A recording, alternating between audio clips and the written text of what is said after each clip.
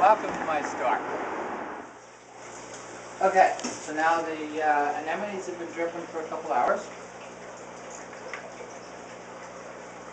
So we'll dump the water off of them. And we'll put them up in here with the pink tip anemones because there's nothing in here to cook them on. Now they all look green. Yeah, I know. Sometimes you got to use imagination to see color. Okay, so we'll look at the feet. That's a good foot. Yeah, that's a good foot. Okay.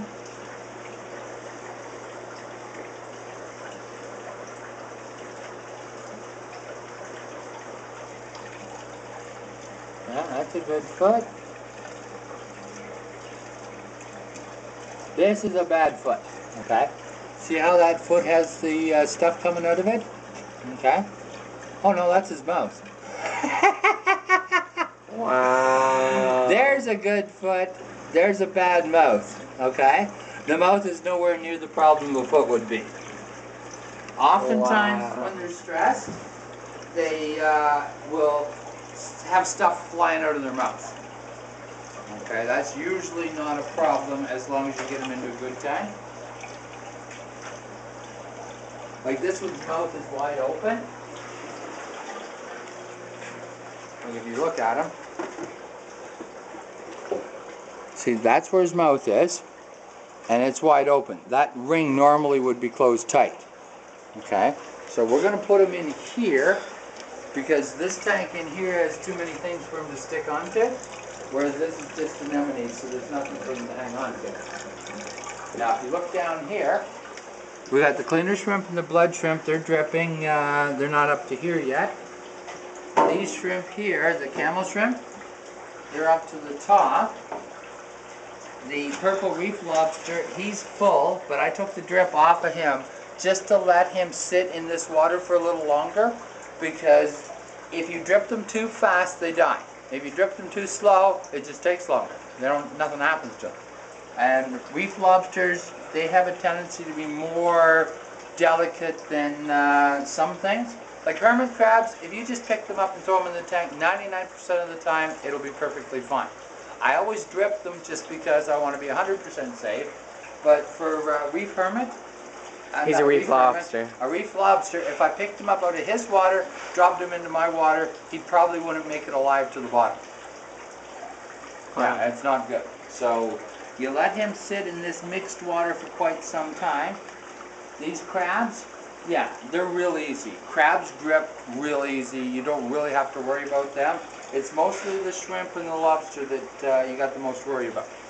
The fish, most of the time, they drip real easy, okay?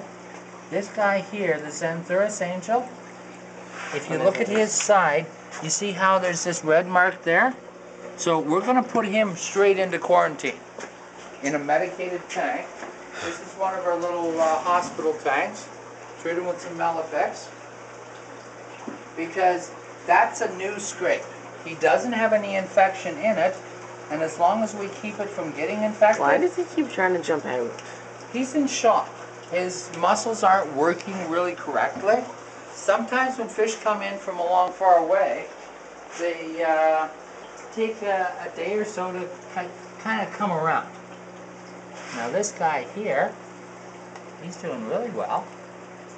As he gets older, this will get yellow on the bottom. The one you saw at the wholesaler today... Well, they didn't see it, I saw it. It was blue on top, bluish purple, and yellow on the bottom. It was really pretty. I'll put him in pretty. with the scarlet big eye because, well, the big eye's fast enough that he can't get them.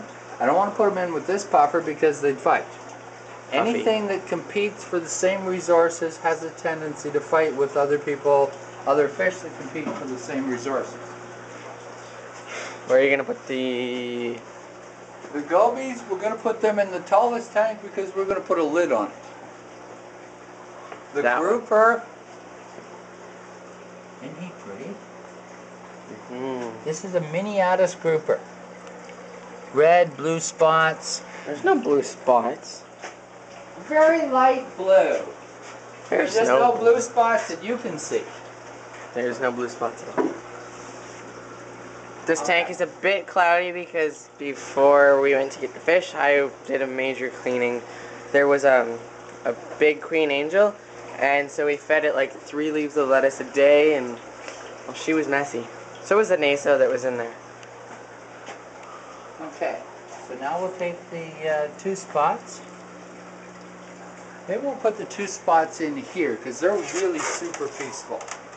They don't cause nobody any grief at all. Here are the 2 spots on her back. Although the eel gobies are... They went down to check them out. And then the other gobies, I think they're gold spots.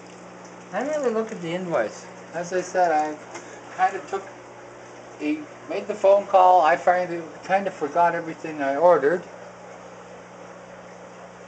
But you see, you always like to have them in a tank that has a gravel bed, because they like to dig in the gravel. Sometimes if we can't find the wrasses, they're all in the gravel too.